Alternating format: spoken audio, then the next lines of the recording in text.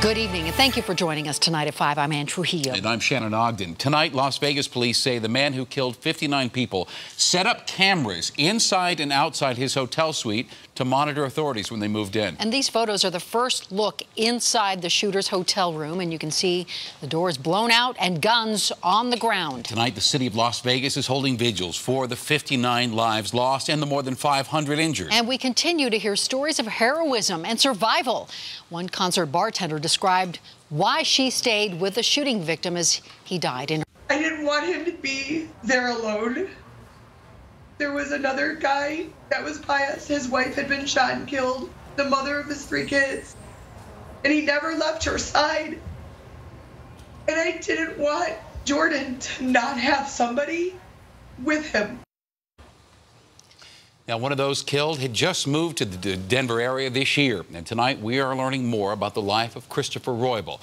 The Navy veteran was killed at the concert. He was there for a birthday celebration. His own birthday celebration. And Denver 7's Mark Stewart joining us now. You talk to his coworkers. This has to be so tough on them as well. And they really looked up to him. They really admired him. Christopher Roybal wasn't just a manager at the health club. He was a colleague who motivated others to do their best work. And as you will hear, humor was part of his approach and now part of his legacy.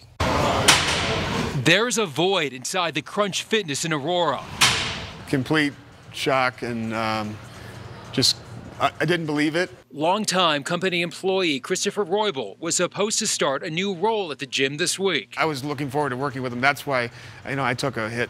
It hit me pretty hard. Now his co-workers are dealing with his death after he was killed in the Las Vegas concert shooting. It's been a tough 24 hours for sure. A.J. Morton posted these pictures of Christopher on Facebook. That laugh. He says his humor will be missed on conference calls and in person. He would take a bad mood that you had and you would just laugh all day. We worked hard, but we always joked. That's all I can think about right now is why, and then all the joking. Christopher was funny. He was also a motivator to the team. I felt like it brought out the best in me anytime I was around. The respect for Christopher is even more pronounced as colleagues learn of his military service. Knowing that he fought for our country and somebody did this to him. A veteran, a co-worker, and a friend, Christopher Roybal was just 28 years old. And it's just so close to home, and our family is pretty close.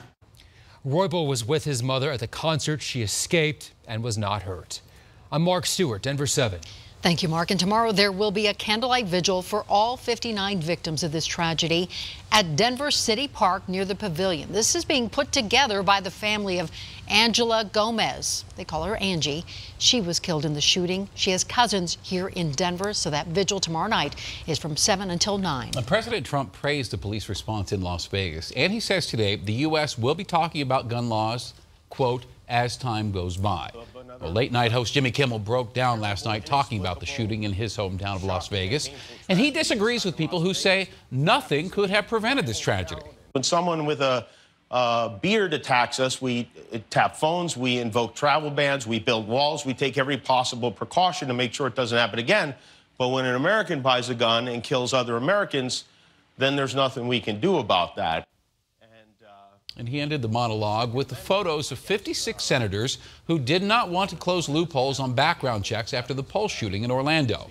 Kimmel says our leadership in Washington needs to do something to fix this. And Colorado's gun laws changed in 3 ways following the Aurora Theater shooting. The state now requires background checks for all gun purchases, and those convicted of domestic violence cannot own guns. Colorado's background checks are also more extensive than the standard federal check. Also, as a result of that 2012 shooting, state lawmakers passed a magazine capacity limit of 15. Now, in Nevada, voters did approve universal background checks, but the state attorney general has put that on hold. That state has no limit on magazine capacity. Neither Colorado nor Nevada bans semi-automatic weapons. Denver 7 will continue to follow the very latest on the tragedy in Las Vegas, both on air and online. We are digging more into these gun laws on Denver 7 News at 6 following World News Tonight.